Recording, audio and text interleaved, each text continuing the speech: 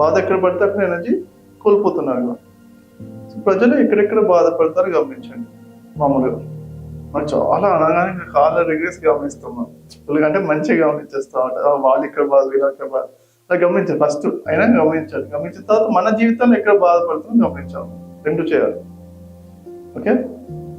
పక్కన వాళ్ళు ఒక 10 మంది బాధ సిచ్యువేషన్ చెప్తున్నా మనకు ఇంత చిన్న విషయం బాధపడుతున్నా, ఇంత చిన్న విషయం బాధపడుతున్నా అని అనుకుంటున్నాం.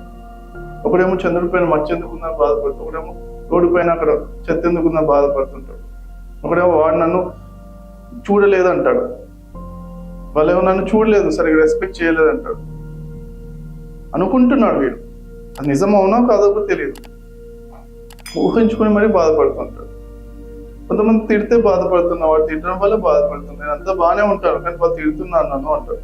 నిన్న కూడా ఒక మెసేజ్ ఒక ఆవిడ, మా హస్బెండ్ తిడుతున్నాడండి, ఆయన కోపంతో, ఆయనకు బీపీను షుగర్ ఉంది, ఆయన కోపంలో తనకేదో చేస్తున్నా, తనకే తెలియకుండా తిట్టేస్తున్నాను నన్ను, ఈ బాధ ఎన్ని రోజులన్నీ భరించేది అని క్వశ్చన్ అడుగుతున్నారు. ఓకే. అలా రకరకాల కారణాల వల్ల చాలా గొప్పగా తెలివిగా అనుకుని బాధపడుతున్నారు. మళ్ళీ చాలా తెలివైన వాళ్ళుగా, నేను బాగానే ఉంటాను కానీ వాళ్ళు అలా అనడం వల్లే నేను బాధపడుతున్నాను, ఇలా అయినందువల్ల నా జీవితంలో బాధపడుతున్నాను.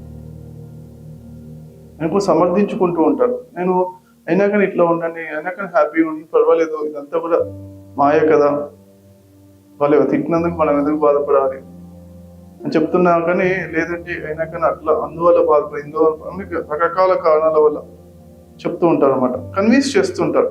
ఇలాంటి సిచ్యువేషన్ లో బాధపడడం కరెక్టే కదండి అన్నట్టు నన్ను కన్విన్స్ చేయడానికి ప్రయత్నిస్తున్నారు వాళ్ళు.